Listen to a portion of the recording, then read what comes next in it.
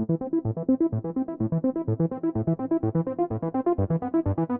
my name is Miguel from the mobilemechanic 757. I'm working on a 2006 Hyundai Sonata.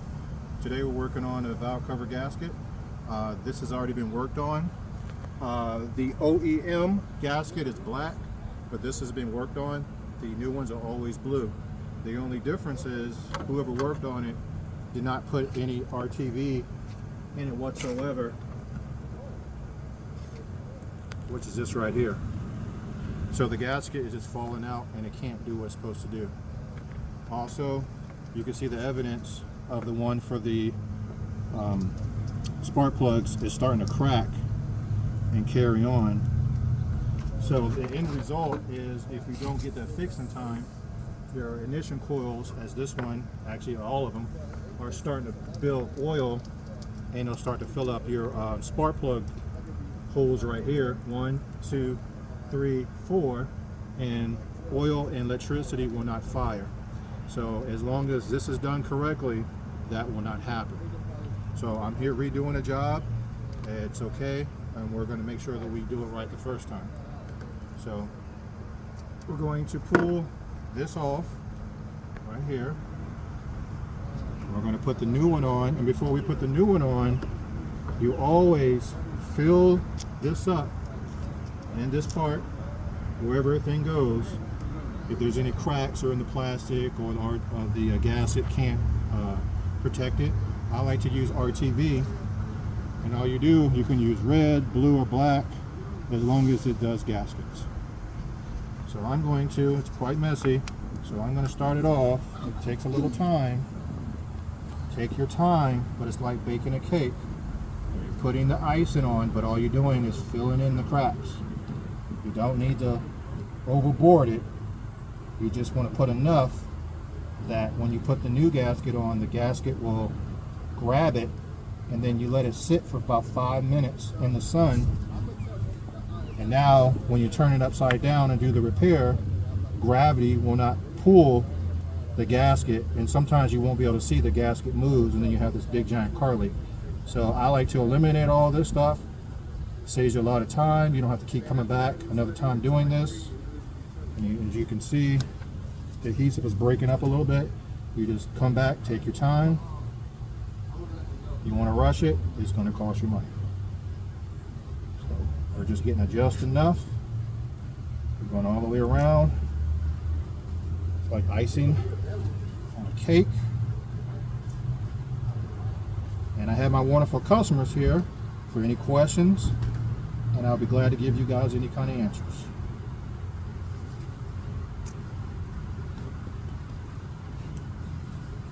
You're thinking to yourself, well, what happens if I didn't do this? Again, your gasket is going to slip or move, and if that gasket goes bad, and you're saying, oh, well, if it goes bad, who cares? Well, this is what's keeping the oil inside your car from getting on your spark plugs, and this is made of plastic instead of metal, and if that has any kind of cracks in it, this adhesive will be a secondary barrier, like a dam. The gasket is rubber, and this adhesive will turn to rubber. When gaskets go bad, they go from rubber to plastic. Gaskets go bad, they go from rubber to plastic. They don't have the ability to stretch or anything, and they will crack and tear up and all that, and now you have a whole bunch of leaks all over the place. And you want to do the job right first time, so you can take this money that you could have saved and bought something much better, like buying your wife a purse, buying your wife some shoes, buying your child a PlayStation game, or whatever you have got going on. So what I'm doing is I got to go all the way around, and I got to meet, and then I got to go around here. But I can't rush because the job won't be done right. And you don't want oil leaks. And 9 times out of 10, this valve cover gas is going to be right near the exhaust. And if there's any kind of leaks, you'll start smelling it. You'll be like, I smell oil burning. It's because you're leaking and the oil is burning on the exhaust. And the other bad thing that what can happen, if you don't know that you're leaking oil, you can literally run out of oil and destroy your engine, and I've seen it numerous times. I just got an oil change. They didn't know that they were leaking, and now they lost their engine. So this little $6 to $10 adhesive, when you do this little job, will save you big money, because engines right now are going to like $3,500, and that is the low end. That's actually been very nice. So I'm almost connected the dot, and this is making me very hungry because I'm thinking about a cake now. Now, how long does this adhesive last? This adhesive will last as long as long as necessary. So the gasket, there shouldn't be nothing wrong with the gasket. It should last for years. This is a backup of keeping things, just preventive maintenance, just in case the gasket gives out. It's man-made, so I can't give a specific number, but it should last as long as you bought a quality part, and that's a great question. If you buy cheap parts, it ain't gonna last very long at all. But if you bought the quality of whatever you bought, it should last you whatever warranty they give you. The manufacturer should give you a nice, good warranty. I don't think for another 100,000 miles, this job should ever be done at all, any shape, form, or way. Good question.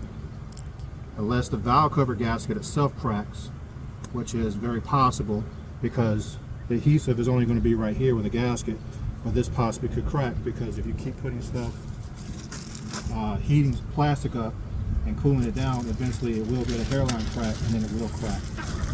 And that is one of the major reasons that a lot of the newer cars are failing, because the manufacturers, instead of using metal or good strong plastic, they're using real thin plastic.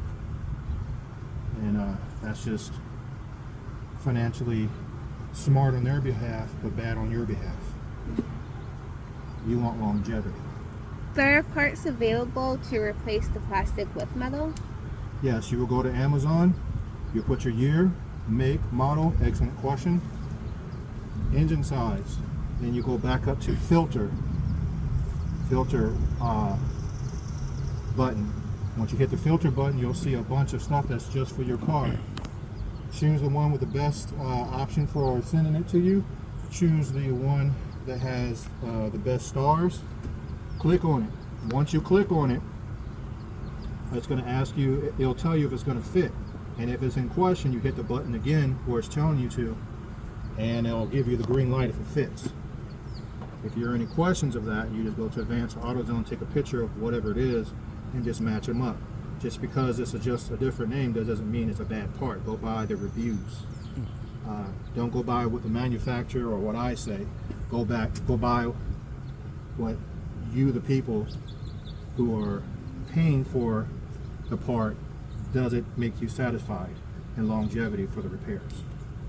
The engine size, is that the wording and numbers that's on the hood, or is that something different? That is what's going to be on the hood. Okay. So this is going to be a 4-cylinder, and a lot of times the engine size is going to be sitting right here in a little tab. Or you can give the auto parts store your VIN number. Your VIN number actually will tell what they need to know to look at the part. But if it's a 4-cylinder, the only thing you have to pay attention to, does it say turbo? Do you have a turbo? You have to know these things, because you can't just order parts, because every manufacturer does things differently, and a turbo can be completely different than a regular 4-cylinder. Make a huge difference in parts. So 4 spark plugs, 4-cylinder. 6 spark plugs, 6-cylinder. 8 spark plugs, 8-cylinder. Gotcha. And they'll give a number, 2.5, 2.0, 3.0, whatever it is. You have to know that, because what you don't know will cost you, and you just don't want to be ordering parts and you have no clue what you're ordering. And then the mechanic shows up and you say, I got to reschedule, and now you're stuck. You don't want that.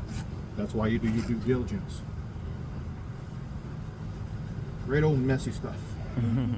It's the good stuff. I like doing this when it's warm, because it comes out a lot easier. When it's cold, you have to warm up this adhesive, and it takes longer to dry, and you want it nice and tacky. The tacky, the better. The better is that you're going to want it to be. And also, when you're putting this in, you're going to be fighting gravity, and that is what you do not want to do. Okay, so I just gotta figure out which way is the right way.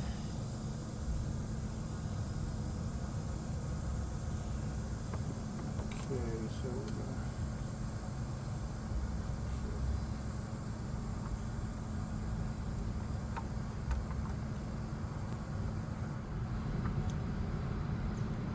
You can stop.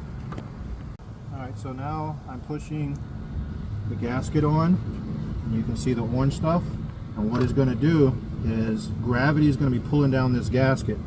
So this also holds it in place. So it not just protects it on a secondary level, it also holds it in. Because when you turn it upside down, gravity guarantee is going to be pulling it, and it's going to fall. And the last thing you want to do is think you've done a great job and this slips out somewhere, and then you got this oil leak, you cannot figure out what's happening, and now you're turning off apart the engine again, very upset, losing time and money. I'm here to help you not do that. Any of the mess that I'm making, you can always clean up. It's not a big deal. This stuff is very messy. So now we're going to, the orange one. Now we're going to put this on, and what this does, this is about the spark plug and spark plugs only. If you forget this part, you're going to get oil filling up in your spark plugs and your ignition coils. They do not mix. All right, and then it's just reverse. All I like to do, and it's just my personality, I like to turn it upside down and push it on the street to push it in its place like this, and then I turn it up and I let it sit in the sun. That's it.